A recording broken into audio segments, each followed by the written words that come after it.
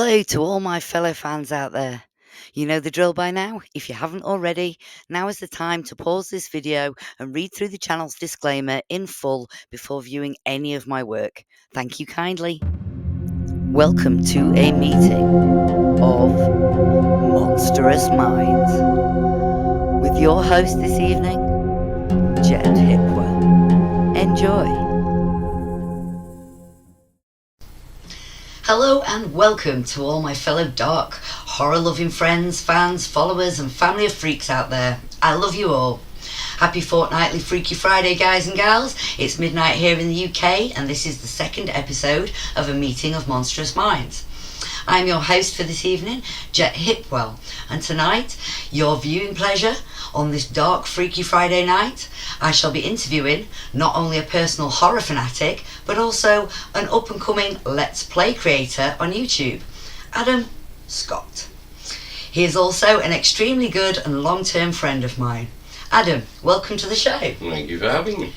It's great to have you here, and tonight we are going to be talking about your dark gaming fascinations within the now hugely popular modern technology-driven world. So, ladies and gents, there's 15 questions to be put to Adam here tonight, so let us begin our spooky shenanigans. Question 1, here we go. Okay, Adam, the first things first, let's get the who, what, where, when and why question out of the way. This is the first question that I ask all my guests throughout the interview, so just sit back and relax. Okay, so tell us a brief history about yourself and why you started the Flying Ferret channel. Well, my name's Adam. I live in North East Derbyshire. Flying Ferret is a name that came about from a friend of mine who, I can't remember why he came up with it, but I just sort of stole the moniker from him. And I've kept that, and the reason for doing it is because a big hobby of mine is playing video games. So it just logical idea to just record it. You know, I can't work because of health issues, so I started doing others, like recording it, and you know, because I love horror as well. So the channel has a lot of horror on there because it calms me, it chills me, it relaxes me a bit to do horror. It does also freak me out a little bit because, well, that's what it's meant to do. And yeah, my daughter was exceptionally confused when I explained to her that horror calms me down when she was younger, because she had no idea. Now she's fine because she loves Scream, is her current favourite movie. So I think that's it. For a lot of people, they don't understand this. How can horror possibly chill you out? Yeah, it is weird to a degree. It is a bit bizarre, but you know. I'm the same though. I have a love for horror and I enjoy watching most horror-based things, hence watching the Flying Ferret channel.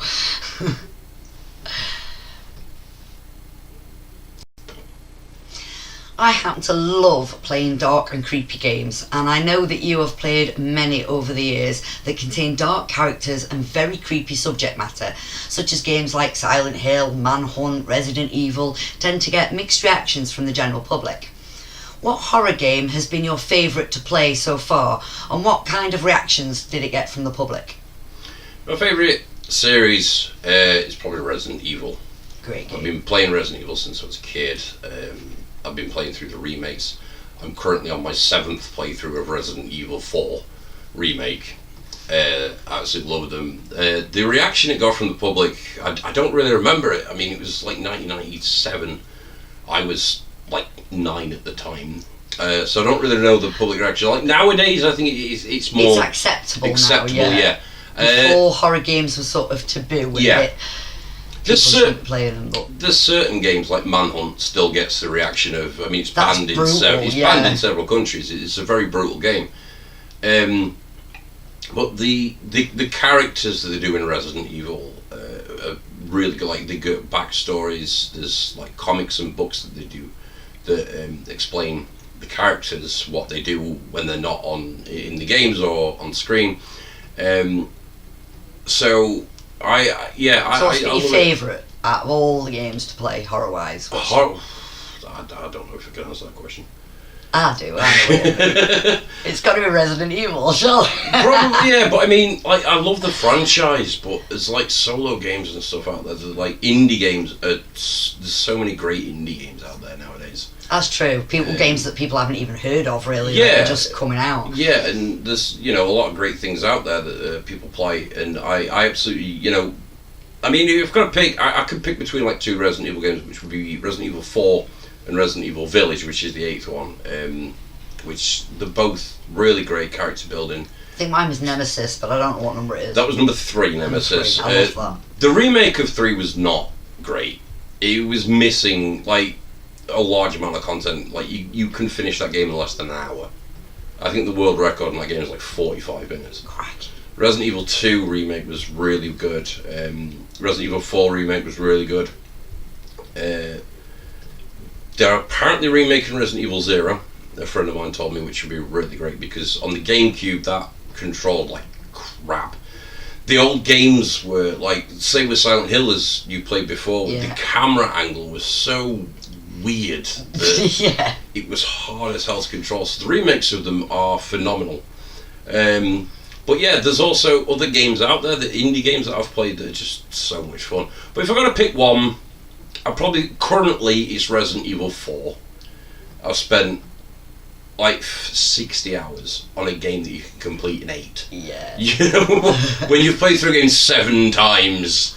So currently it's Resident Evil 4, but that is subject to change.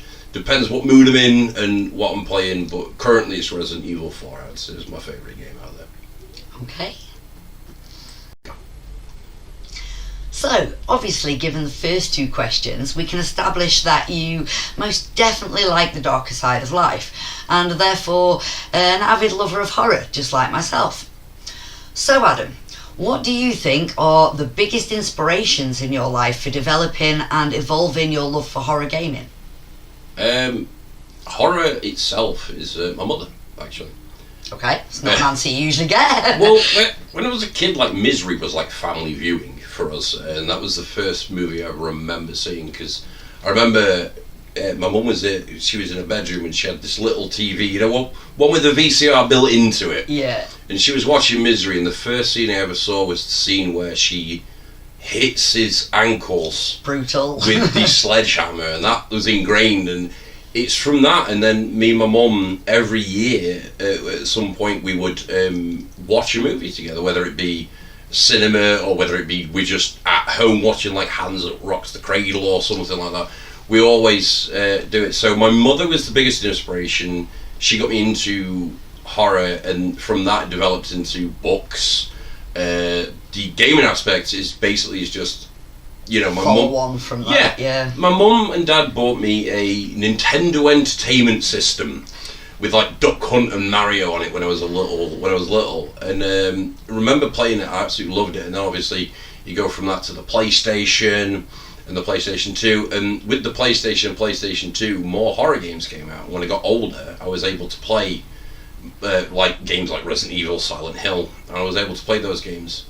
And I think it's just because of the love of gaming, it's and the love of horror, the 2 things just sort of overlapped, and that's why I like to play horror games. I mean, I play a lot of other games as well. There are some other games on the channel as well, but horror it's fun. It's I think fun. Books came first for me. I started out reading horror books, and then the horror films, and then the horror games. So it's a bit later on for me in life. Yeah. But I had a shielded childhood. Oh, I didn't. It was like family viewing, like I say, was Misery. Yeah, my mum used to like cover my eyes. Oh, as well as that, the Critters. We used to watch I don't know if you've seen the Critters. Yeah. The Critters is a comedy more than a horror, really, but it is still. When you're a kid, it's quite creepy, like with the needles that the Crites spit out at people is quite weird. But so I think it's just that, and then obviously reading Stephen King, Dean Koontz, and people like that. It's just stuff that I enjoy. I'm not a big reader, but when I do read it, I do like a horror book or fantasy as well. I'm a big fan of fantasy. So yeah, like I say, I think it's just growing up with it and growing up playing games. I just combined the 2 things and decided YouTube. And here we are. Definitely, and I'm glad you did. Me too, thank you. I would like to hear more about the games that you play on the Flying Ferret channel. Please tell us a bit more about what games you have enjoyed throughout your channel so far that we can see already on the Flying Ferret. One of my favourites that I've played on the channel currently is Dullmare. Dullmare was really fun. I'm yet to watch this one. You need to watch Dullmare. It's not scary as much as creepy. The atmosphere to it is just weird because it's dolls. I mean, dolls have been connected to horror for a long time. You look at like Annabelle. What's his? I've forgotten his name now. There's another one as well, isn't there? That boy. Yeah. I forget his name. In the little sailor suit. That's the bad one. I can never remember what he's called though. But yeah, you put it in the comments if you can remember what it's called. Robert. That's his name. Robert. That's the one. Yeah. And yeah, so dolls have been connected to horror for a long time. So playing Dullmare was, I saw, I think it was Jacksepticeye or Markiplier, someone like a really big YouTuber play it.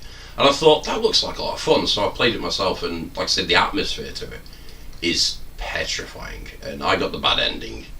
I could go back through and get the good ending. It's not difficult. I just messed up on something that was basically, when you see it, sure, I should have done something on day 4, which I didn't do on day 4. I tried to do it on day 5, which you can't do on day 5. Anyway, I really enjoyed Dullmare, the creepy atmosphere to it. But one of my favourite of all time that I've done on the channel is from the Dark Pictures anthology, which is Little Hope. Yeah, I think that's my favourite that I've seen you play so far. I loved it. It was so good. I mean, I played through it before. I'm playing through it again on the channel, same as I want to do with the rest of them, but current technical issues, we'll get into that later on.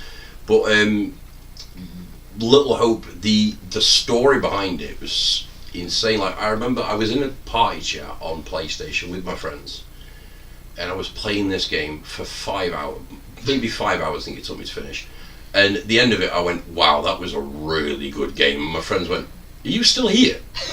Like, I was that quiet because I was so engrossed in the story that I didn't say a word for about 5 hours. To a point like my friends forgot that I was in the chat with them. It was absolutely insane. But yeah, Little Hope is a really great story. There's another one in the anthology, isn't there, where they're on a ship? Man of Medan. That's it. I think that's how you pronounce it. It's either Man of Medan or Man of Medan. I'm not too sure the pronunciation. But that was a ship, ghosts. Not like ghosts, the creepy ghosts. And that was really good. So that was based on a ship they found from World War II, while they were looking for treasure, I believe, if I remember correctly.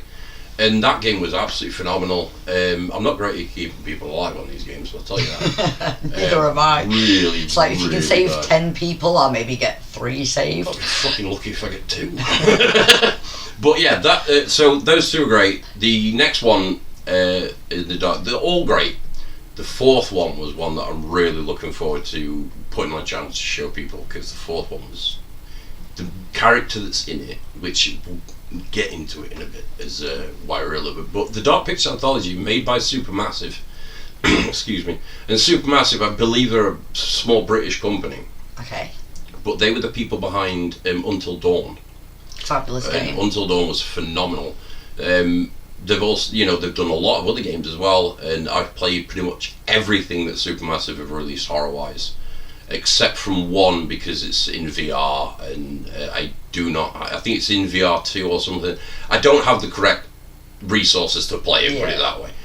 But everything else I've played in Supermassive, their horror is phenomenal, because it's all butterfly effect, choice-based sort of style of game. So you pick what you believe to be the right answer to save this person, but whilst you think you've got the right answer, it might not be the right thing. For instance, you think, I'll jump to save this person, but as you jump, you miss, you fall, and you die. And it's like, oh shit, I've just killed someone. Maybe I shouldn't have done that. Yes, you've got to pick different options if you want to save everybody.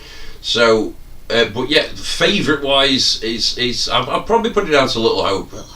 It's a phenomenally fun game to play. Really great story to it. The ending of that game threw me into it. You've seen it. Yeah. The ending of that game threw me for fucking. I couldn't believe it at the end of it. I was like, what the fuck? It was like M. Night Shyamalan level blooming twist. That was. It was so good. So yeah, if you're interested in horror games and stuff, that is one I would very much suggest to watch. Watch me play it, obviously, because I'm better.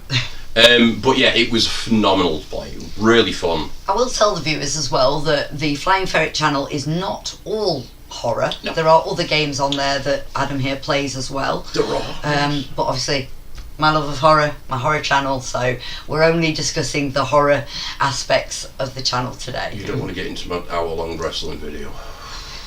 Wrestling's not exactly horror, but it's still fun. Well, depends what match you're watching. True.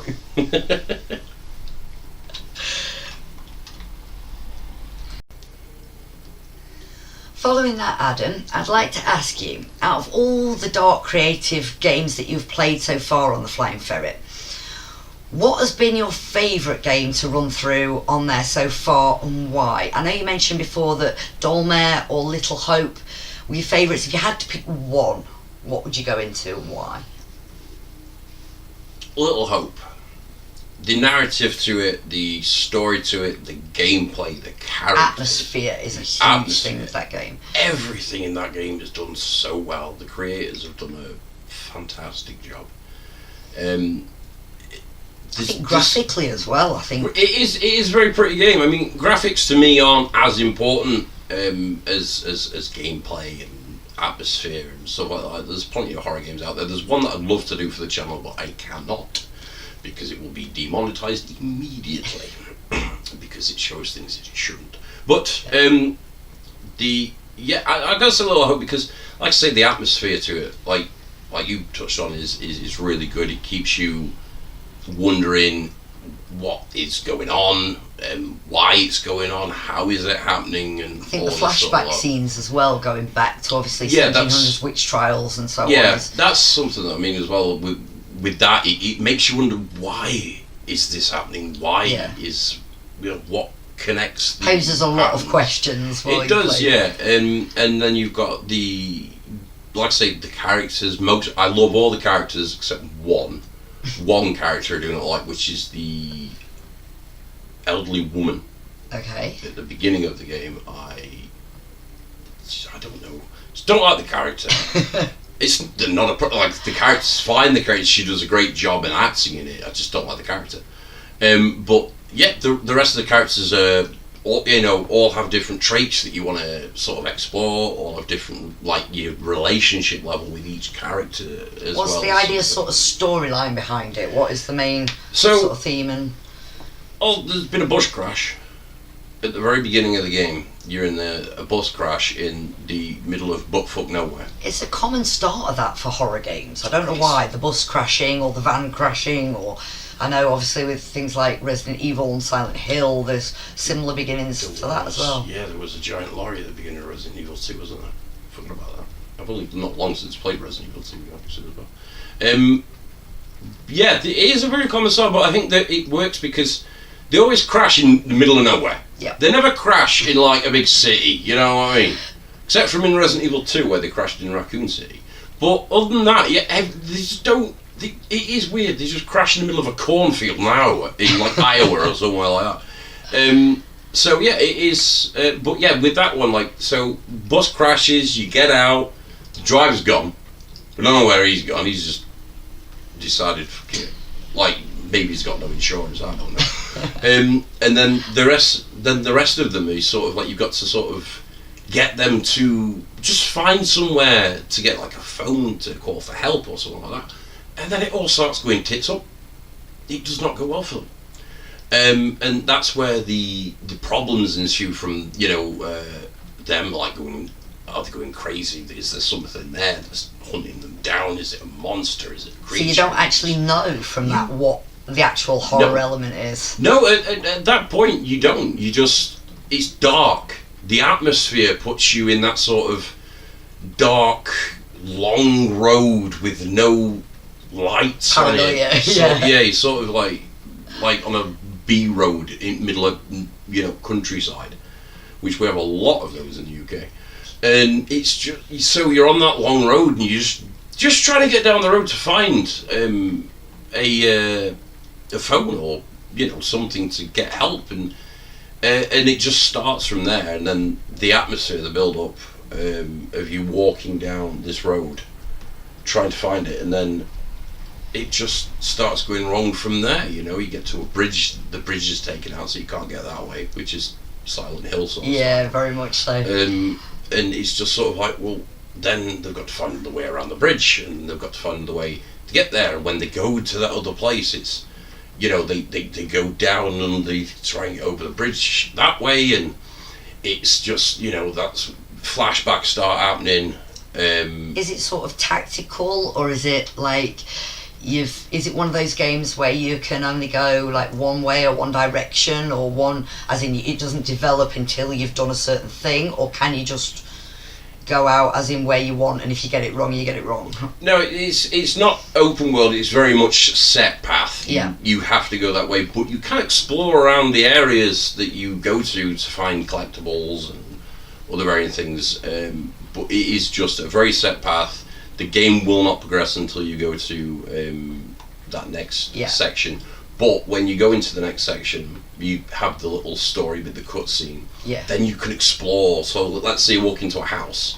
You can explore the house to find collectibles, to see what's around there. But yeah, it's very much set path. You cannot just go and search around. And wander around. Because main thing is, I don't think I'd ever do an open world game for the YouTube channel, because it's too difficult. Too much, yeah. When you're trying to sort of go, well, you know, you've got to figure out what to actually put as content and what not to. So yeah, it's very much set path, but that works for that style of game. You know, you've got to sort of, when you get to these things, you've got to think of the decisions you make, and some of them you timed on.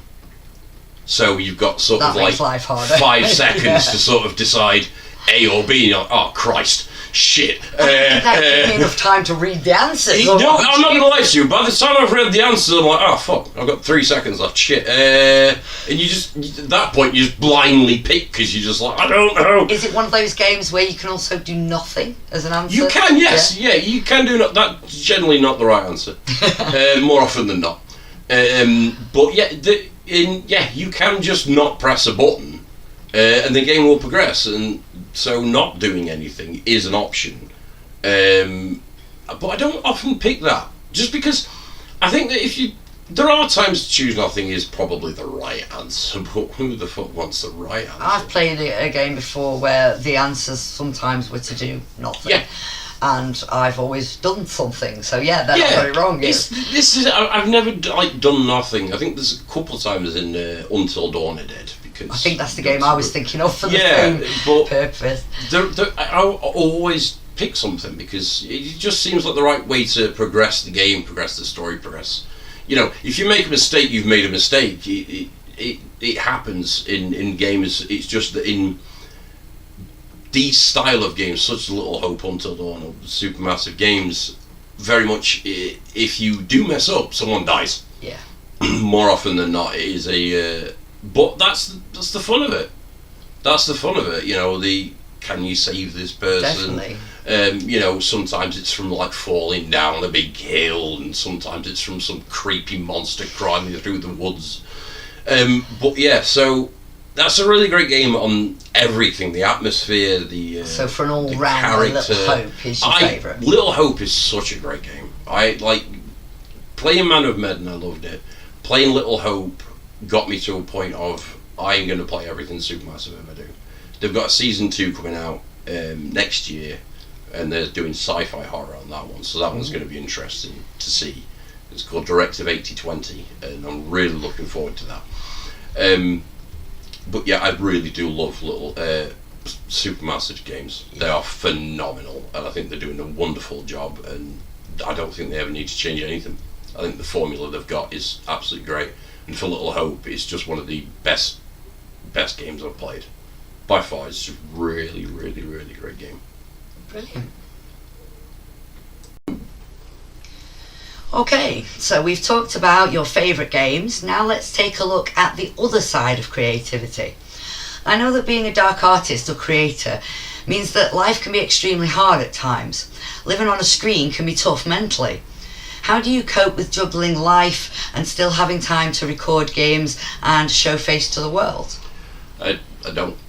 I'm sure. I haven't uploaded a video in months. I've had so many technical problems. I've had things going on in my life that have taken me away from basically everyone. I got to a point recently that I was so low I was contemplating ending it.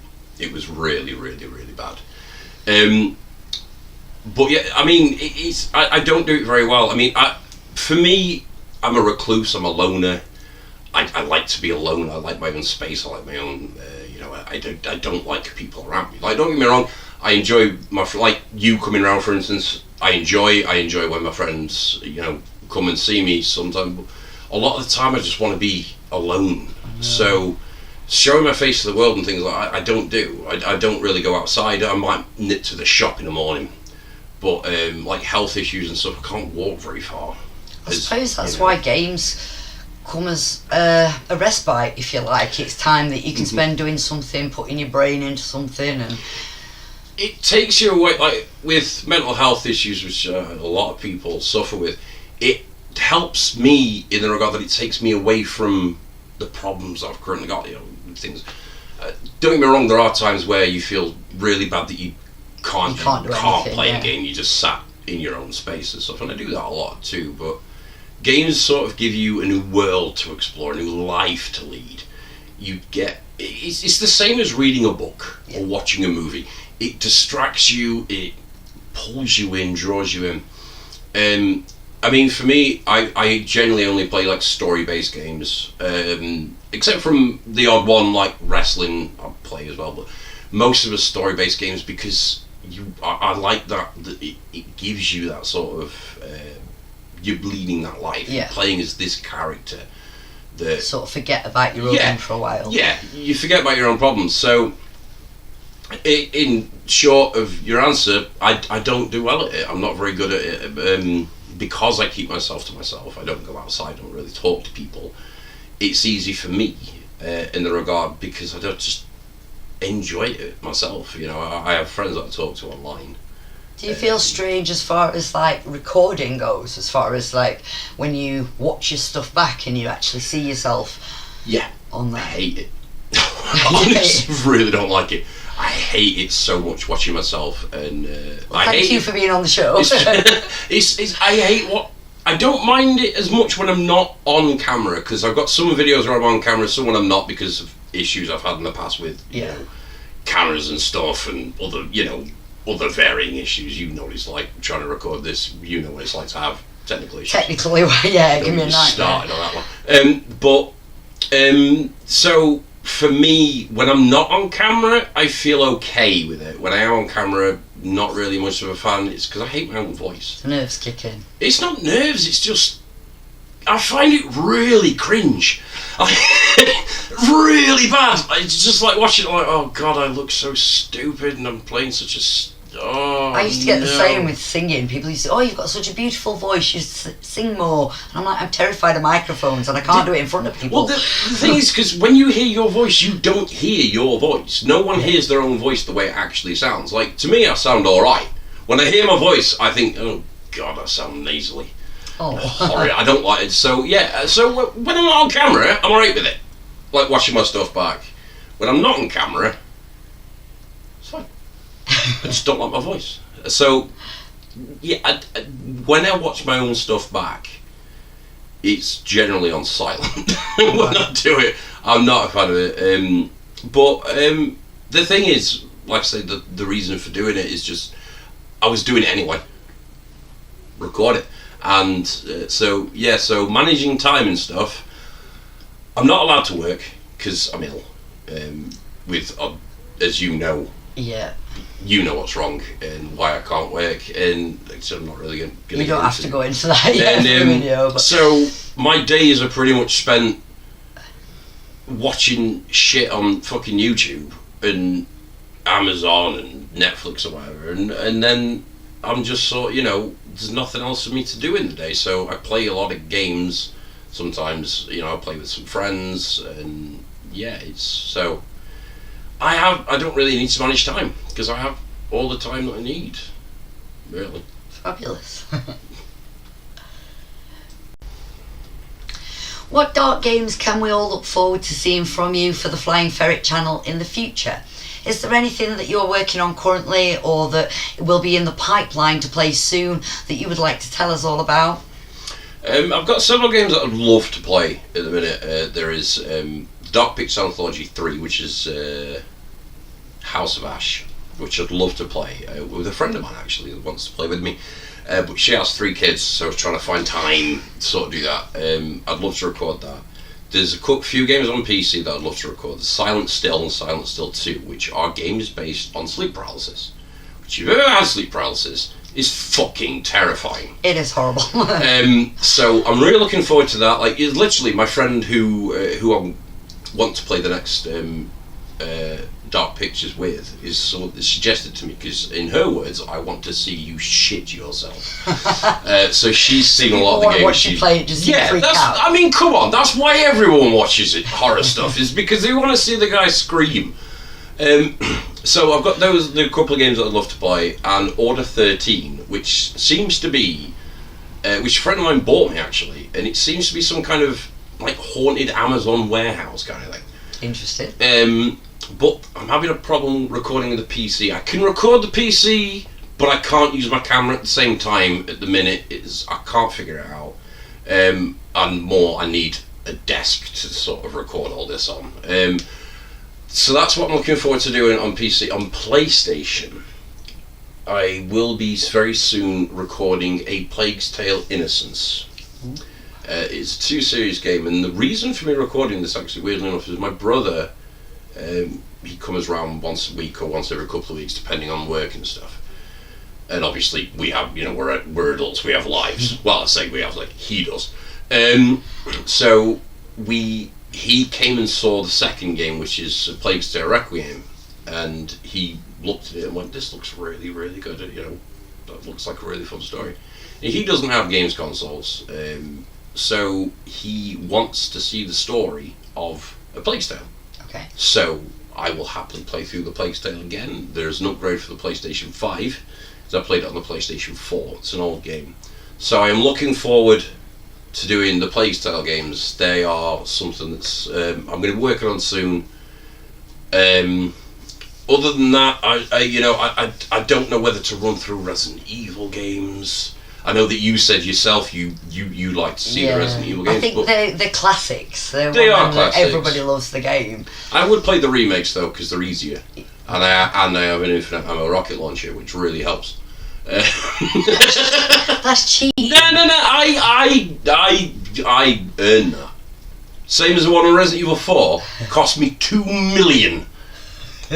So. Yeah, but no, I probably wouldn't do it with the infinite ammo rocket launcher, because that's a bit cheap. I might do it with an infinite ammo handgun or something like that. That's not too much of a problem. But yeah, so I might play through Resident Evil games. There's a Silent Hill remake we might play through, but I played a little bit of the Silent Hill remake, and I didn't enjoy. Like, it's not a bad game, but I've still got the original for PS2, and I prefer the original. I'm a big fan of the original games. I'm not a big fan of remakes. Right. Apart from visually, I don't think there's... Resident Evil 2, Resident Evil 4 worked brilliantly. Great remakes, absolutely. I mean, 3 sucked, but 2 and 4 were great remakes. They did a really good job of making it more scary, because throughout Resident Evil 2, you're being chased by a giant 8-foot tyrant that just wants to kill you.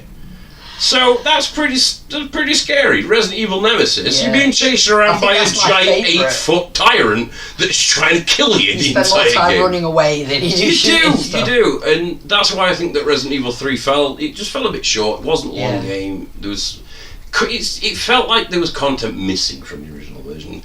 So remakes do work, just not always.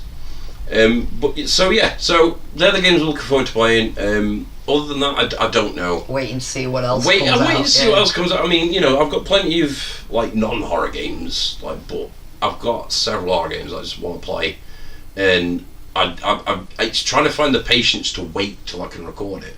Like, I can't play Silent Still unless I'm recording it, because my friend will lose her temper at me. And I'm not having to lose her temper at me, because she really wants to see me do it. So hopefully I'll get everything sorted out soon as I can, and get back into that. But Plague Tale, hopefully start doing that in the next few days, so that'll be hopefully a return to doing more content. There's 2 games there, you do, and I don't know how long the videos are going to be. Because it depends whether people prefer longer videos or shorter videos. That's something I'm going to have to ask a few people to see what they prefer, and then go with that and see how well that is received. Obviously, if anyone here wants to, comment and say if you prefer longer or shorter videos, please do let me know, because it would be massively helpful for me to still, I'm still trying to figure it all out. Unless you ask, you'll never know, I guess. Well, that's it. I'm a firm believer if you don't ask, the answer's no. So getting people's feedback on it, I think, is probably the best idea I've got. Yeah. So they're what I've got currently. But like I say, please do let me know whether you prefer, like a 20-minute video or an hour-long video. And obviously, it also depends on the length of the game. Like Dolmare, for instance, is done in one video because it was about an hour long, wasn't it? Yeah. So. Whereas like Little Hope's done in chapters almost. Yes. It's when a video or a game is short, you don't want to do it like 20-minute increments for Dolmare wouldn't have worked. 20-minute increments for my WWE game wouldn't have worked. You need to have that, because you could just do one long playthrough of certain games. Like, I'm not going to be able to do that with the Dark Pictures games because it's too long. Yeah. But for something that's just like an hour and 10 minutes to complete, you just do that in one video. It's just a lot easier to do it that way. So yeah, brilliant. We look forward to the new stuff being shown on the Flying Ferret. And again, if anybody's got any comments or anything they'd like to answer his questions and explain whether you prefer shorter videos or longer videos, and give us a shout as to why. Please do. I would like to know if there is anything sat niggling in the back of your brain. Something maybe that you've not yet done but would like to try in the future, whether that be through your YouTube channel or simply as a personal goal. What have you always wanted to do but never dared to try yet? Bungee jumping. Excellent answer. And skydiving. As well as, what's the other one where you rappel down a building? Or abseiling. That's the badger. Yeah, that as well. I'd love to do that kind of stuff. It's just affordability. And body doesn't let you. Body doesn't let me move, let alone. To be honest with you, if I bungee jumped, it'd probably help. I've been put all my bones in the right place. I've been privileged when I was younger, in my younger day. I've done like abseiling and rock climbing and stuff, and I've done a very small bungee jump for charity. I haven't done like the huge big ones or against skydiving or anything like that, but I would love to try that. I'd love to do it. It looks. Oh, excuse me. It looks like so much fun. Oh dear. It looks like so much fun to do, and I can't believe my mother actually did it at 70 odd years old. It skydived. It only in a safety tube job, not actually out of a plane. She told me all about it when I was in the car with her. It's fabulous. It looks so much fun. It does look a lot of fun. I think I'd love to do it more jumping out of a plane or something like that. But it looks like a lot of fun. But at the same point, I know that I've got the same look as a bald man who's just won a comb. That I'll just splat into the floor, and I don't want to do that because I imagine that might It's hurt. scary if it goes wrong, yeah. This is like you see people, and it makes me laugh that they'll pull the parachute and it doesn't deploy, and they hesitate to pull the secondary chute, and it's like, why are you hesitating? But obviously you're hesitating at that point because you're like, well, if the second chute doesn't open, I fucked it. So yeah, it's something I'd love to do. It's just where we live, there's not really many places that do it. No. There's, like rock climbing and stuff. There's plenty of places around it. I've done rock climbing a lot with a friend of mine. But yeah, skydiving experiences and bungee jumping are not something you really get. Yeah. Also, I want to go on a hot air balloon. Now, hot air balloons are a bit hit and miss for me. I like the idea, beautiful views, this, that and the other. What happens when you need to pee? I don't take take a jar with you. That's alright for you. What are women supposed to do? Take a bigger jar. sit on a bucket in the balloon. No, it's fine. You just sit over the edge, and I'll just have someone hold on to your arm so you don't fall. I want to pee on somebody's head. Fuck them. They'd be right. I mean, not big. You've seen American Pie. Someone pissed on Stifler's head. It's fine. I forgot about that. So yeah, so there's a lot of things like that I want to try. YouTube wise, I don't think there's really anything that I want to do differently on YouTube. There's not really anything I've thought about exploring. You know, like I never thought about doing an interview until you called me and said this is what I'm doing. I was like, all right, I'm in. So well, you're a dark creator and you've got some fantastic horror games on your channel, so why not? Very nice of you to say. I think I'm adequate at best, but I appreciate it. Thank you. So yeah. Thank you for joining us. And bungee jumping and abseiling and definitely. I forgot the name. Hot air balloon and hot air balloon. You know, these tablets are making my memory terrible. I forgot my mate's name the other day. I know a lot of medication does that. Oh, I'm not. Don't get me wrong, it helps, but you know. So yeah, but yeah, channel wise, I mean, I don't know. I've thought about like maybe doing stories or stuff like that, but I don't know. I think some more personal goals than the channel. There's not really much I want to change on the channel. I think I want to get to a point in the channel where I'm uploading a video every week at least. But with the health and stuff, it's so many things in the way, and obviously I understand that one. Yeah, it's hard to juggle. It's I'd love to get to a point where, like, personally, where I could upload a video, even if it's just like a little video of not even horror, just something like Pokemon or something like that. You know, it'd be something I'd love to try and get to that sort of goal, but it's dependent on stuff. I mean, you know, I've had a lot of technical issues and other various things that are stopping me and health that's stopping me from doing it as well. So I'd love to get to that point where I'm doing more, but we'll see if I can get to that point, and that'll help, hopefully. Fair play. That and sorting technical issues out. That's always any sort of YouTuber or any interactive computer type stuff. Technology hates me. It always goes wrong. I don't like technology, so it's alright. Well, what would we do without it? I'm not gonna lie to you. I thought to myself, like, I used to like not have the, like, obviously when we were kids we didn't have the internet, but even growing up when the internet became readily available to everybody, I still didn't have the internet, and I was like, I was fine without it. Yeah. And then now that I have the internet where I live and I can just freely watch whatever I want and stuff. When the internet went down the other day, we had a big problem here, and I was lost. I was like, what the fuck do I do now? And it's like, I used to be able to be fine without the internet. Nowadays, I was just sort of sat there like... It's life, yeah. So I watched Battlestar Galactica instead. Why not? Right, so now we're going deeper into the life of the fabulous Adam Scott here. So let us see, what sort of things make you be you? What are your favourite personal horror books, films, bands, etc.? What do you like in general? Books wise, probably It by Stephen King. Great book. Really great book. Don't like the film adaptation. Which one?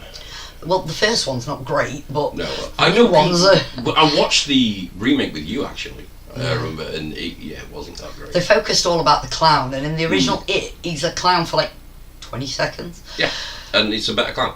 But I mean, you know, I'll give credit where it's due. It did really well at the box office. That they made a chapter 2, which annoyed me because there isn't a fucking second book. Well, the idea behind it is he's like an alien or something, isn't he? When you see him in his natural form, he's like a weird spider alien type thing. He is. But think about it, right? Him and Mary Poppins are the same species. Think about it. He feeds off fear. Yeah. And she feeds off happiness. Same species, just saying. Yeah, but he kills kids and stuff. Right. She doesn't. Yeah, exactly. She's the nice version. She's the nice version. Yeah, that's my theory. Films wise, that's hard. I mean, my favourite like slasher killer sort of guy is Jason Voorhees from the Friday the 13th series. I couldn't pick my favourite of those. Of maybe part 4. I don't know. It's hard to pick, but series wise, yeah, he's got to be Friday the 13th. Jason Voorhees is a great killer. I've got a little tiny pop figure of him, and he's adorable in that pop figure. It's hilarious. But Jason Voorhees has been a bit like really loved his movies. Well, his character in the movie, should I say, is Kane Hodder, I think, that plays him. I think you're like me with films, though, that the older stuff is better. The new modern horror stuff's just... Yeah. It's all CGI and... It is, for the most part, a lot of crap, old horror. Just... Fucking AI. But no, a lot of the old horror stuff is absolutely phenomenal. I mean, there's some great B movies out there.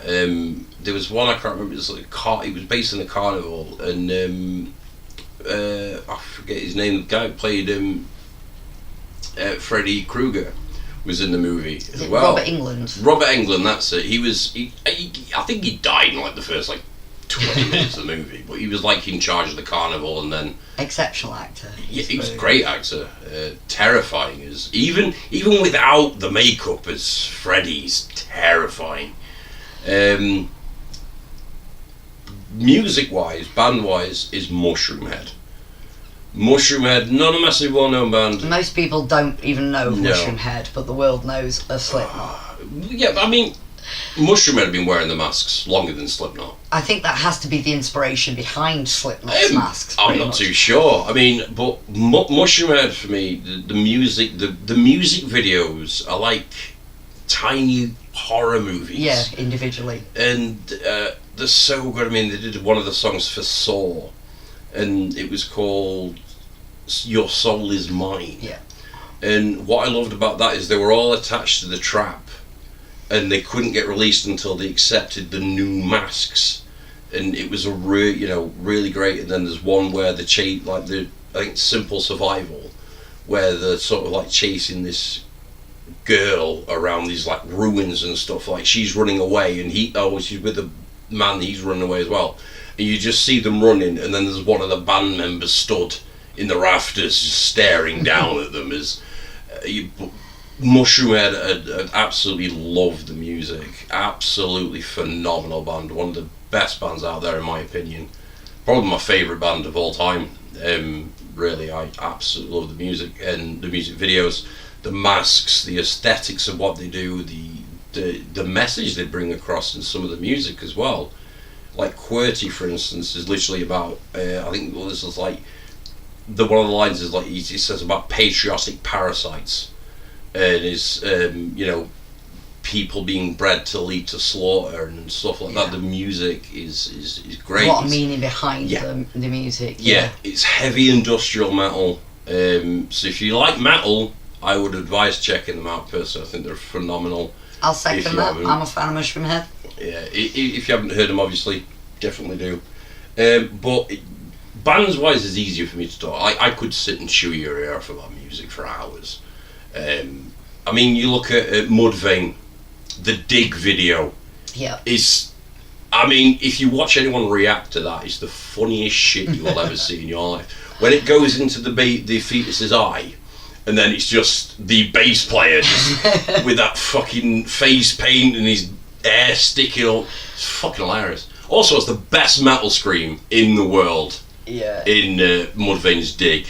But that song's brutal. Like, you can't even play that at places. Because I remember when you did some DJing, you were the only DJ I could convince to play Mushroomhead. No, Mudvayne, sorry. Mudvayne. Everywhere else is like, we can't play it, we're not allowed to play it, we're not allowed to play it. I was like, I know you're not allowed to play it, because the song Dig is literally about helping someone. If you're telling me I can't play a song, you know I'm going to play it. Exactly. So, it's a song about a sensitive subject which I cannot mention on YouTube. I can't say the what it is. But it's basically a song about helping someone unalive themselves. Yes. Is the best way to put it. It is a... I think self-deletion's the term we use now. Oh, is it self-deletion? Yeah. So, yeah, it's... So you're not allowed to play that in many places. But, yeah, that one's great. But, yeah, Mushroomhead all the way. Any fucking song. Any song. QWERTY's good. Like, what's the other one? There's another one where they're in a cabin in the woods. A bit like, you remember the Lordy video? Similar to that. They're in this all in the woods, and there's this woman gets infected, and she's... A bit like Evil Dead. Yeah. That was a good movie. It was. The second one and the third one were great because again, classic horrors. They're old school. I love that. I know that they had to remove scenes from that movie, though, didn't they? I'm not Do sure. you know that? No. I will talk to you about that off camera because of what it actually pertains to. I cannot mention on YouTube again. But yeah, so books wise, I read more fantasy than I do horror. If I'm honest with you, like the two coincide very closely. They do a lot to the point to a certain degree. Yeah. So with a lot of it, it is just I prefer fantasy. I love like the idea of like fairy tales and fairies and stuff like that. So I think it's a really cool thing because obviously these creatures aren't real, but in the fantasy world it's great to explore the fact that goblins exist. They could be, it's really good. So I read a lot more fantasy than I do horror, and I don't read a great deal either. Unfortunately, I would like to read more, but it's more of a when I'm sat down looking at, I'm sort of like I can't focus on reading a lot of the time because my daughter's been pestering me for ages to read a book. I think a lot of people find that though nowadays. A lot of people have gone to like audiobooks and stuff, so they can just sit and listen to it rather than actually physically reading. Yeah. But I don't mind reading. It's just I don't have the passion to do it, and with health issues, like mental health issues, sometimes you're just not focused enough to in, read. I tried to do it a little while ago and I couldn't do it because my daughter, like I say, she's been pestering me to read a book. I can't remember the name. It's somewhere in my flat. I don't know where it's somewhere in my flat. I don't know where I've put it. And she's got the same book and she's been reading and she absolutely loves it. I don't know where the file off and she absolutely loves it. So I do need to read that because every time she rings me, it's like, Dad, have you read that book yet? Goes, no, I haven't read that book. You fucking read the book. I'm on like chapter 5 talking, So she does really want me to read it. I can't remember the name of the book is. If I find it, I will let you know what it's called at some point.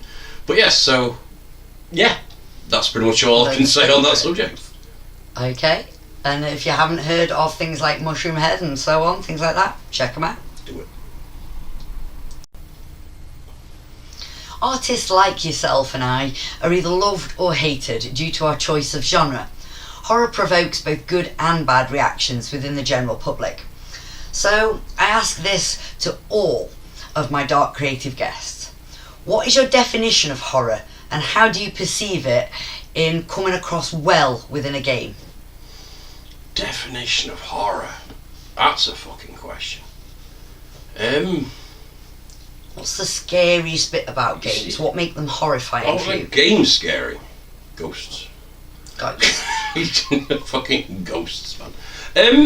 A lot of games now try and jump scare you. There's not a lot out there that's like atmospheric. I don't get much jump scary anymore. I know it's coming almost. This is it. Like I'm so used to the jump scares and stuff. There's not a lot that does, but there's not a lot that does atmospheric, which is why I like certain games that I play because they focus more on the atmosphere and the fear of it. But I think that's it. Creepy sounds and creepy atmosphere can be much more scary than the actual visuals. Yeah, it can. I mean, because you're set in that sort of stage, like when the trumpets start playing, someone's following you. It is all about atmosphere for me. About atmosphere, about the storytelling, because it can be done subtly. Like in Dolmare, it's almost subtle. It's trying to lure you into this sort of. It's that little tinkle of a piano in the background, exactly. Or that little sort of eerie noise that you sat there going, what's that? like in Resident Evil, you walk past a piano that's in the next room and it slams shut, and it's things like that that's sort of like, what the fuck? What's around me? What Again, I suppose it's more lifelike as well, like poltergeisty and things that people have experienced in actual life, as opposed to things like vampires and But so for me, it is more atmosphere. All about the atmosphere of a game. Because it just sets it a little bit better. It makes you sit on the edge of your seat. It makes you, think about what's over my shoulder. It makes you scared to enter a room. I remember those days. It's like, safe room. Still do that on Resident Evil nowadays. Fucking cheese it. Safe. Yeah, so it's a lot. One of the really great game for that sort of idea is Alien Isolation. Okay. Not even seen that, let alone. Have you not? Oh, Alien Isolation is phenomenal.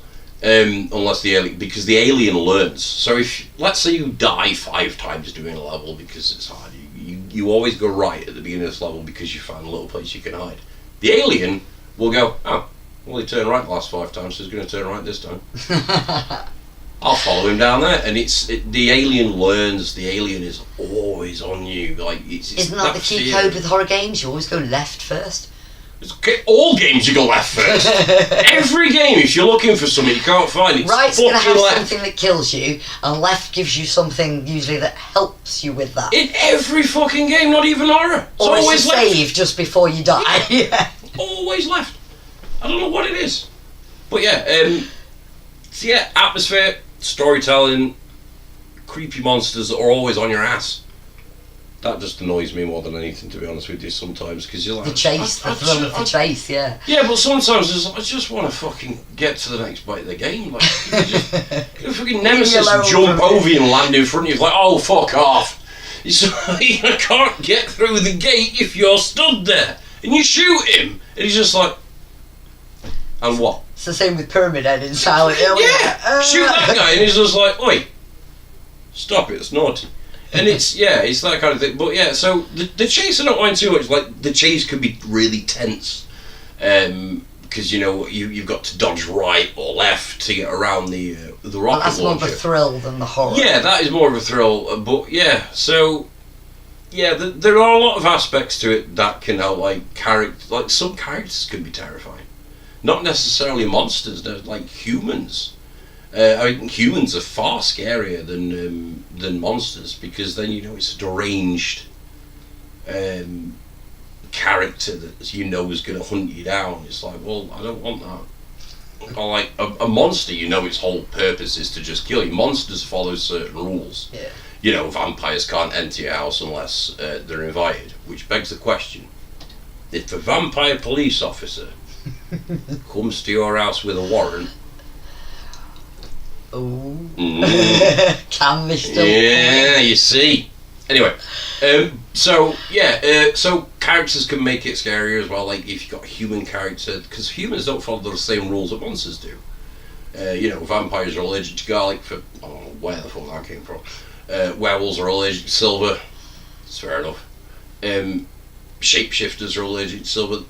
Ghosts can't go through salt. There's all these rules. Humans, on the other hand, do whatever the fuck they want. So it's human horror is scary. That's why, I think characters, atmosphere. There's a lot of aspects that can make a game scary. A lot of aspects. Ghosts terrify the shit out of me, and I'm not even sure if I believe in ghosts. But we can get into that more later on. I played a game once specifically about ghosts. I can't remember the name of the game, but you had something called a camera obscura or something. I know the game. And you have to take pictures of ghosts, and the closer the ghost gets to you, the more points you get from the game. And I remember that just freaked me out constantly. I don't remember the name of the game, but I know the game you're talking about. It's a Japanese game, I think, or a Chinese game, something like that. Yeah. And it's got a different name in the UK than it has over there. Yeah. If anybody remembers the name of that game, let me know, because it was one of my favourites. Yeah, I think you can still get it on the Switch, I think. They've probably made another 10 since I played that. No, not many. Like, the second one's still regarded as a really good game. It is a really... I know the game, like I say, I can't remember the name of it either, but I know the game you're talking about. But yeah, that one was terrifying. My brain's thinking the butterfly effect. I don't know. But it might be. that might be a different game. Might be, I don't know. If anyone knows, let us know, because I don't remember either. Go. Right, Adam. Following that question, I'm now going to ask something that always causes a stir and holds firmly divided opinions within the dark and creative community. Dare I ask you, Adam, what is your view on the hugely controversial AI being globally used within the creative world at the moment? AI can go fuck itself. Right, I do not like it. Right, I do not fucking trust it. I don't fucking like it. It's produced some funny videos, I agree. But fuck it, no. Because you put fucking 6 fingers on one hand, detached fucking limbs, you've got fucking... And that's just the artwork. Let alone the fucking stories it comes up with. I don't fuck right, because it's going to kill us all. Here's a question for you, because I don't actually know the answer to this one. But how much is AI used within the gaming world, or is it not? I don't know. I don't know. I don't know, actually, to be honest with you. I don't really delve into it, because I don't like AI to a point where I generally will not consume any content that's made by AI. I have seen a couple of videos where you're scrolling through Facebook or TikTok or something like that. I've seen a couple of things, but it's like, no, I don't like AI. I don't trust it. I mean, I to put it I used to suffer with schizophrenia, right? And one of the things of that is paranoia, and I still hold the paranoia part of me. So I am very paranoid about a lot of things, and AI is one of the things I'm paranoid about. I've seen Terminator, right? I know how that fucking goes. I do not trust teaching something to learn. It's not. I know it's hugely getting huge issues at the moment with celebrities, especially like things like porn coming out with a celebrity's face on it or head or whatever, and it looks like it's them and it's not. And I think it's not only wrong, I think it's almost an invasion of privacy when you can make somebody do something that they haven't done and it looks so real. That to me is just wrong. It is wrong. I mean, there was a whole thing in I think it was in Congress in America about it a little while ago. No, you shouldn't be doing that kind of shit. It's not acceptable. People that have worked to earn a respected place in our world as celebrities, we're respected through movies, books, whatever it is that they do, and it's just, why would you do that and sully someone, potentially sully someone's career and life? I mean, I wouldn't mind if the AI was taught better. Yeah, but like we said, with 6 fingers on one hand and that sort of thing, who taught the AI to do that? Because that's a very obvious thing. Everybody has the same appendages, limbs. Do you know what I mean? It just makes no sense that you'd end up with that sort of mistake.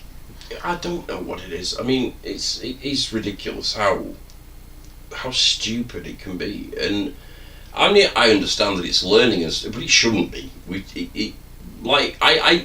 The whole thing I've always said about science is scientists never always say, can we?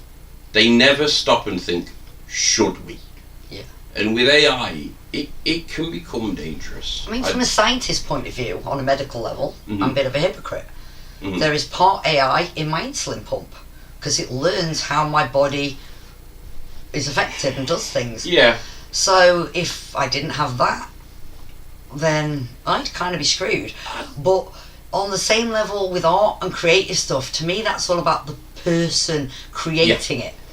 I just don't trust AI. I mean, because obviously your insulin pump is more programming than AI. It is, but there's a little part of it. No, yeah, there's a little, AI. It's a little part of it that's got to learn what to do. It's fair, but I don't trust a lot of things, and AI is one of the things that I really do not trust. I don't think it's going to. Do you think it's going to become a huge problem? Yeah, I do. I genuinely do. I know there's films that show it taking over the world and so on, and I think it's taking away a lot of people's jobs, especially for the people like writers, film creators, gamers, anything like that. I think it's taking away their ability to show imagination, and AI doesn't have imagination, so I think it's worse for authors, because people could just shit out books by using chat GBT or whatever it's called, and it's like, no, fucking write from your soul, your heart, whatever, well, I don't believe in the soul, but that's not the point. You write from that sort of thing. You can't just go, chat GPT, and then it's like you've got a bestseller. I mean, fair enough, but if you want to be an author, be an author. That's it. I don't agree with the whole thing of people publishing books that have been written by AI. No. That does not make you an author. That makes AI the author. It doesn't make you an author, it makes you a moron. I'm not going to lie, I will safely say, if you use AI to write a book, you're a fucking moron and an arsehole. And stop it, you shitbag.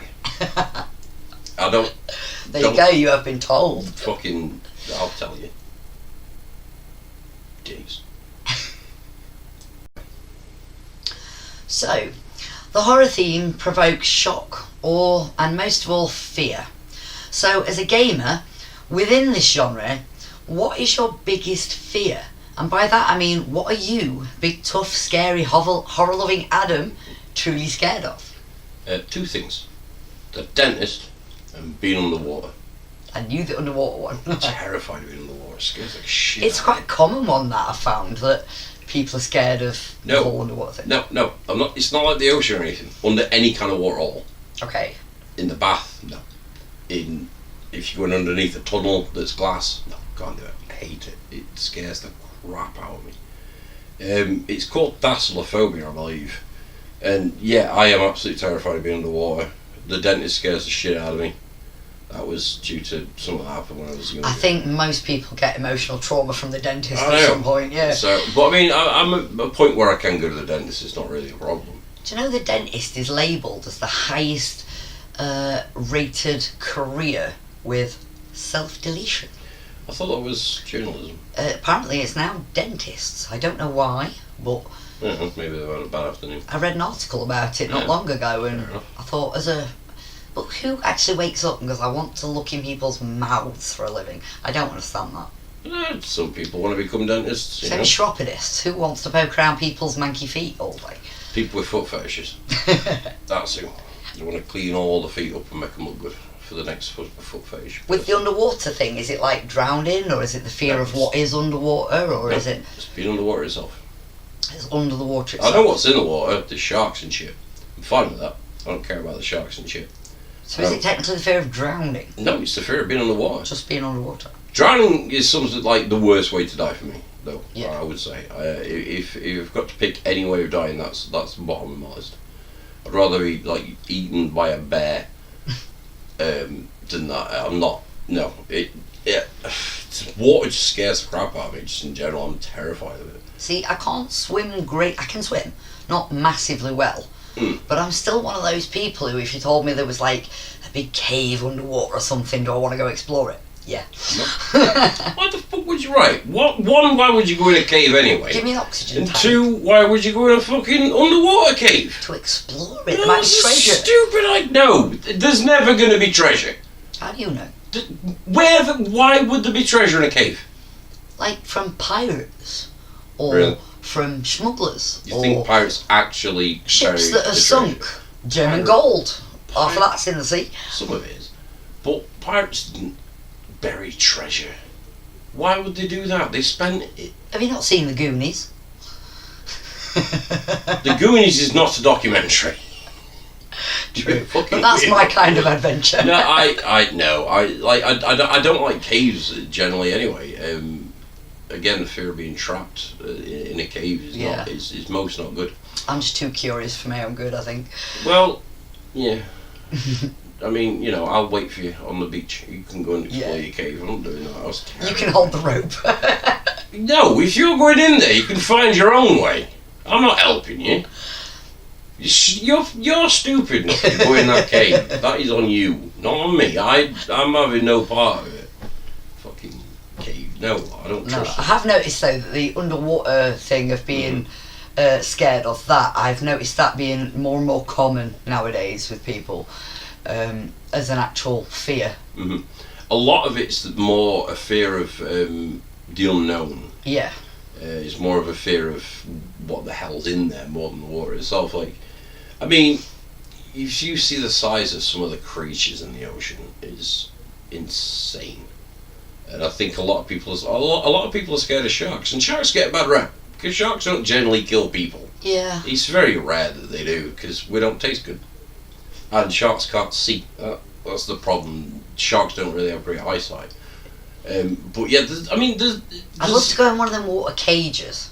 You know, where you actually go down in a safety cage, but you can still be around. I don't know, because I thought that'd be alright, and then I watched 47 metres down, and I was like, no, it's just not doing it. But being around sharks, I think I'd be calmer than if I wasn't. I'm the sort of person who'd pet a crocodile. Do you know what I mean? You get your arm bitten off, you would. I would. I really would. Do you know what baffles me about crocodiles? Their bite force is like 330 foot-pounds, something like that. PSI, sorry. 330,000, you think about that. Sorry, 33,000. You think about that. When a human eats a sandwich, it's like 100. Yeah. Oh, but You got an elastic band and put that around a crocodile's mouth, it can't open It can't do shit, yeah. Stupid, weird, because the muscles... It's not the bite force of the jaws of life, but if it can't open its mouth, it's screwed. I mean, the muscles to open its mouth just aren't as strong. But yeah, doesn't the saltwater crocodile have the highest bite force in creatures? Yes, it does. We've got way off topic here. It's fine. But no, I'm not doing it. I'm not petting crocodiles. I'm not petting a hippo. No underwater feet. No, because it's water and it scares me. Because I thought it was a fear of what's underwater. Yeah. So I went to the deep in Hull, and they have this tunnel that's glass, and you can see all the sharks. See, that fascinates me. Well, I got to that sort of tunnel and I froze.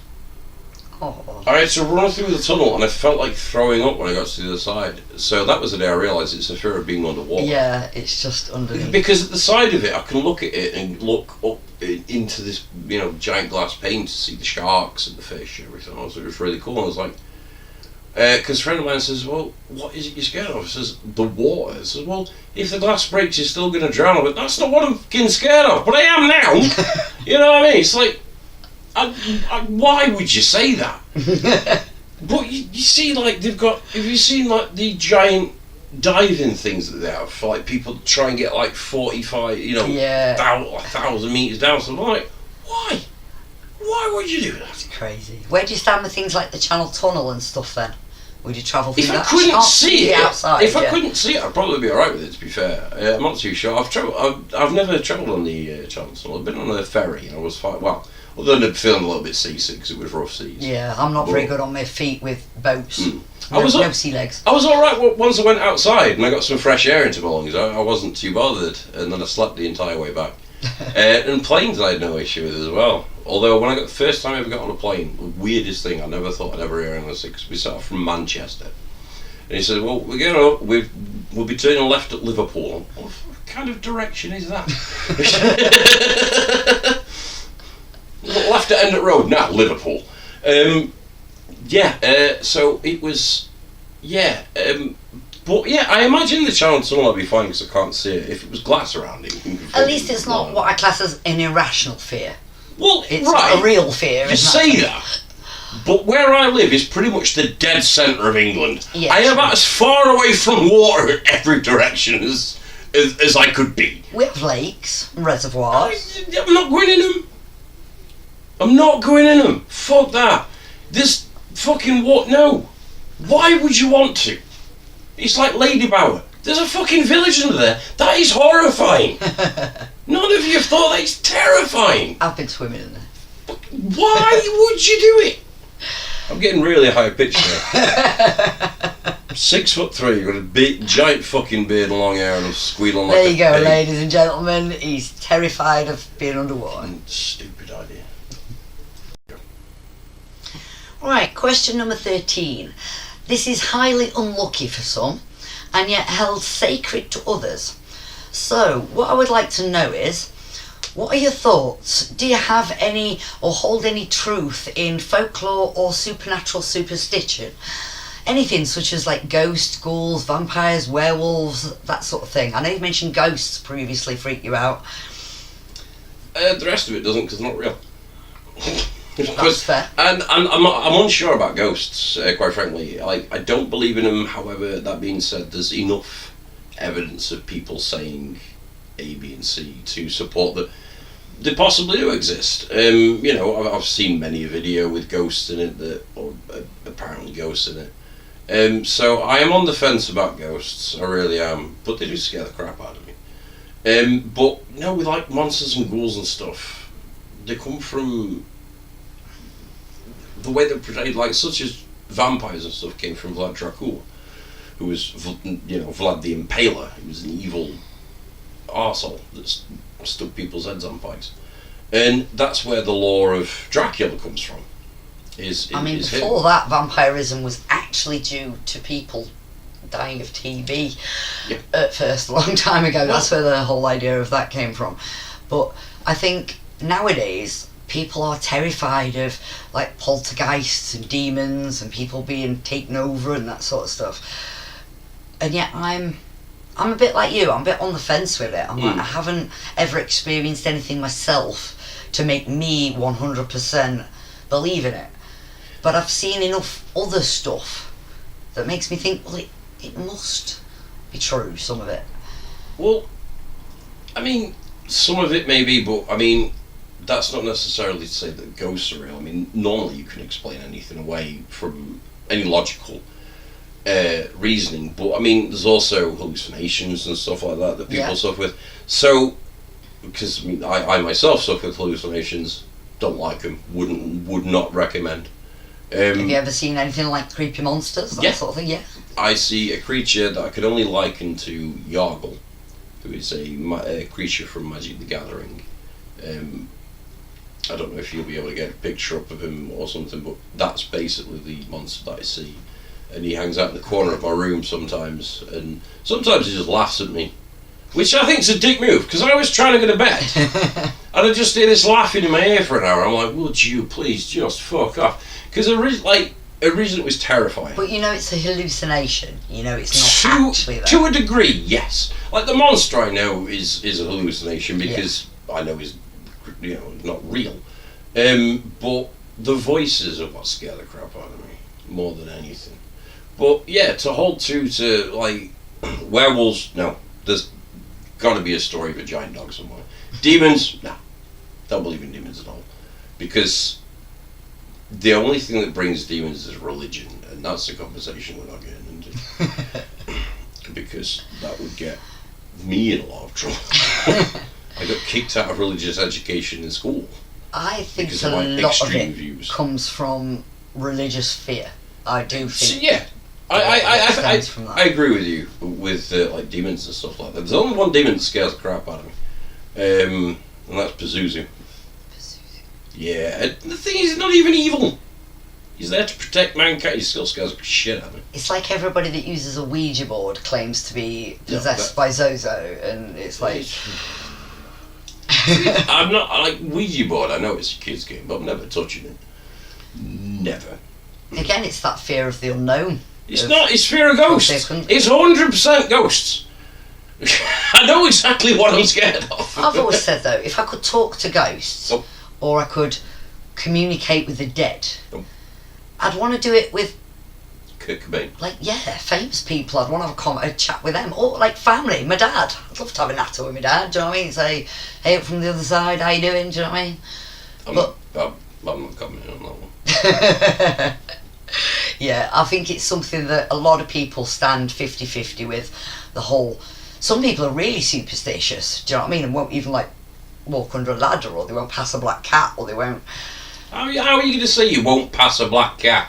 Like that's your decision. Because in some things that's seen as unlucky and negative. I'm not saying that it's not unlucky, but how do you yourself make sure that you do not cross paths with a black cat? You have to go around the opposite direction, or avoid it somehow. It's a cat. No, I'm not superstitious really. I used to be quite superstitious. I won't. There is one thing that I do, is I don't walk on 3 grates at a time, because that's meant to be unlucky, but there's a reason. I do have my reason for that one. Is when me and you're laughing, you smile, when me and my ex-wife were trying to get pregnant, we struggled a lot, as a lot of people do, for a while. And my ex-wife wouldn't walk on these 3 things at a time. So I thought, alright, I'll give it a shot, I'll try it, why not? And she fell pregnant not a week later. Wow. Now that is obviously coincidental, very coincidental, but for me it's just something I'll go, right, well, I'm not fucking doing that every year. So yeah, it is literally like, but other than that, I'm not really like, I don't find the number 13 unlucky. You're not but superstitious. I'm not really superstitious at all. I can't think of anything else that I do that's superstitious. Like, I don't throw salt over my shoulder if I spill it. So I can't think of anything else off the top of my head. So I'm not a very superstitious person. I don't believe in monsters. I'd like to believe in some of the creatures in like fairy tales and stuff. I really would. I think that it'd be a great world with like the fairies that those girls did that declared in the deathbed. In the garden. That's the one. Yeah, and it was like that'd be really, really cool if fairies existed, but the fact of no one ever seeing a fairy, the fact of no one ever seeing a werewolf, no one ever seeing a shapeshifter or anything like that. I mean, there is lots of people out there who say they have seen them. Yeah, but they're people normally, who've tried to document them. Yeah, I know. Like on video and stuff. Yeah, but they're always, it's like Bigfoot and stuff like that. It's kind of the same thing. It's like, well, I can see a fuzzy thing in the trees, kind of, but does that really give me proof of Bigfoot? No. Do you know the funniest thing about Bigfoot is, I remember I was reading this story a while ago of this woman, this elderly woman who claimed, someone had claimed they'd seen Bigfoot. Mm-hmm. And literally, it was an elderly man who had gone for a walk in the woods dressed as Chewbacca. I don't know why he decided but that's the old man I want to be. Probably for that purpose, to make people think they're seeing Bigfoot. But no, I don't believe in like Bigfoot and stuff like that. Again, it'd be cool, same as Loch Ness Monster. It'd be cool. It'd be cool if Wendigos existed. It'd be, well, it wouldn't. I'd be fucking terrified. But you know what I mean? It's like this whole kind of thing of it would be cool if these creatures exist, but it's highly unlikely that they exist. It's people would have been able to document it more. People would have more. There would be more proof, solid proof. They did. So it seems unlikely that these creatures would exist. The same as with like demons and stuff, and ghosts. Again, I'm terrified of ghosts. I really am terrified of ghosts. Like when I play games and there's ghosts in it, scares the ever loving crap out of me. But I'm on the fence on that one. I'm not too sure. Like I say, I don't believe, but there's been enough people saying I have experienced this that there's got to be something to it. I mean, let's face it, if people hadn't have come up with all these fantastical ideas, we wouldn't have most horror. Fair point. But that's why we're like, me my name, H.P. Lovecraft. Yes. He classic. Yeah, Call of Cthulhu is a legendary piece of literature. But yeah, I agree with you. If we didn't have fairies, we didn't have vampires, werewolves, and all that kind of thing, a lot of horror we wouldn't have. We'd miss out on some fantastic stories, yeah. Yeah. So yeah, that's a fair point. Right, as we are now nearing the end of this meeting of Monstrous Minds, I would like to ask just 2 more questions to my fellow dark artist Adam here. I wonder if there are any links that you can provide us with or images that you would like to share in the comments section of this interview. What would you like my viewers to go and check out after the interview is done, of course? I don't know about links and pictures and stuff. I don't really have many. I could put a picture of Billy down there. I like Billy. Cool. And the links to your YouTube that will be in the comments section. But what do I want you to check? Go and check out Dolmare. Dolmare, yeah, that's the one I need to check out. Yeah, we'll watch that in a bit. It's fine. You check out Dolmare. Check out Little Hope. If you're into ghost stories and stuff, check out Man of Medan. Man of Medan's a really great ghost story. And check out my other stuff. My stuff that's not horror is generally just me trying to be funny. Yeah, what other stuff have you got there? You've got wrestling. I've got a game called Zeepkist, which is really interesting. It's a racing game, but you don't have an engine. You're like a soapbox racer. Okay. So you've got to sort of get around the track without accelerating. It's great fun. It's a really cool game. What I love about that game is the fact that the developer still plays it. So he plays with people that obviously he takes what they say, it's really, really, really cool that he's hands-on with it all. The creator of Zeepkist. But yeah, so I do a lot of Zeepkist, I enjoy that. And I've thought of several other games that I could probably do.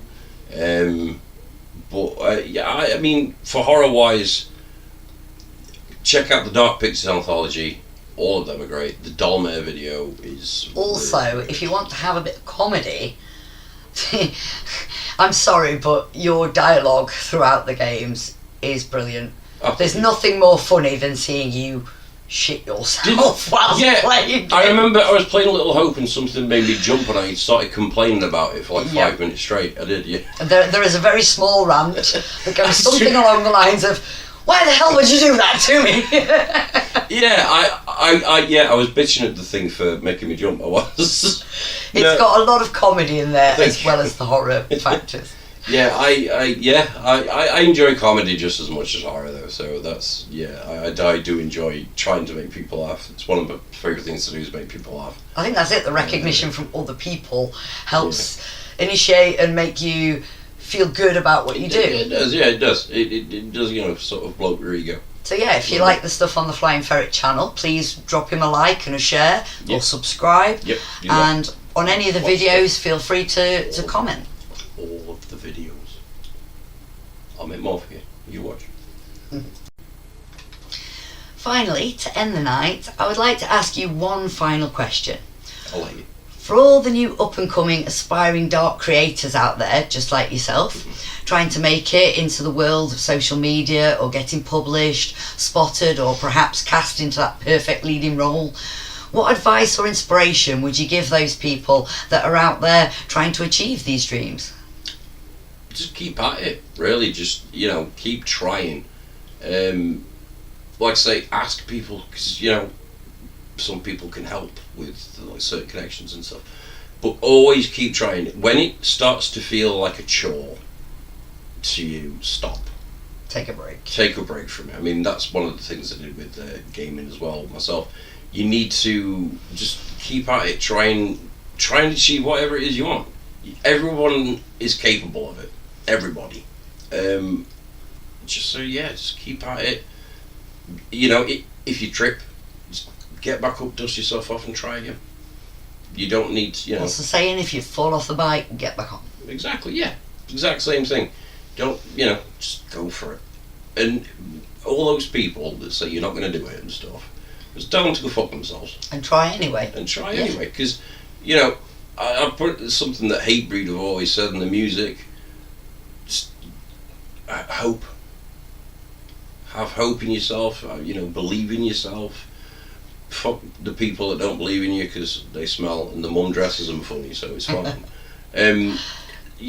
Go for it. When it starts to become a chore to you, that's when you need to take a break. When it feels like you're doing it just because you're doing it, then you need to step back. Go on holiday, take a few weeks to yourself, take a few months to yourself, whatever it takes to reset your batteries and everything else. And that's it. Take a break, but don't give up. No, never give up. Never give up. It's bad for you. And with those words spoken, I'm smoking for it. I get my teeth out there. Meeting of Monstrous Minds now draws to a close. I would like to thank all of my fans for watching, and a huge thank you goes out to Adam Scott here for being my second interviewee of Series 1. Now, You're going to be too serious? Yeah. Any corresponding pictures, links or messages etc. will be posted in the comments section of this video for anyone to see, share, like and subscribe to. Can I be a reoccurring character? If you want, I'm sure I'll let you on again. Dress up like a banana or something like that behind you. However, if you are a creator of any kind within the dark horror genre or the dark world of creativity and would like to be interviewed for this channel, please get in touch. It's free promotion for you and it's awesome fun for everyone involved, viewers and artists alike. You must be 16 years of age or older and hold 100% copyright to all the material used within your interview. Now, there you have it folks. I hope you've enjoyed viewing tonight's episode, and if you have not already done so, please like and subscribe to my channel for all future videos, interviews and projects. If you're still awake at this point and you would like to hear more from Adam and myself here, then please simply head over to my playlist tab and check out the Green Room, where you can watch a less intense, more casual chat discussing in more detail tonight's answers from the meeting of Monstrous Minds and other fun subjects not previously discussed in the interview. Now, don't forget to check back in a fortnight's time on Friday the 28th of November 2025 at 12 AM midnight. That's UK GMT, Greenwich Mean Time. So please don't forget your worldly time differences before you plan to watch the show. Here you should see episode 3 of the series launched, and it will be interviewing professional author and musician Ed Burley. I hope to see you all there for the next dark episode of A Meeting of Monstrous Minds. Thank you and good night.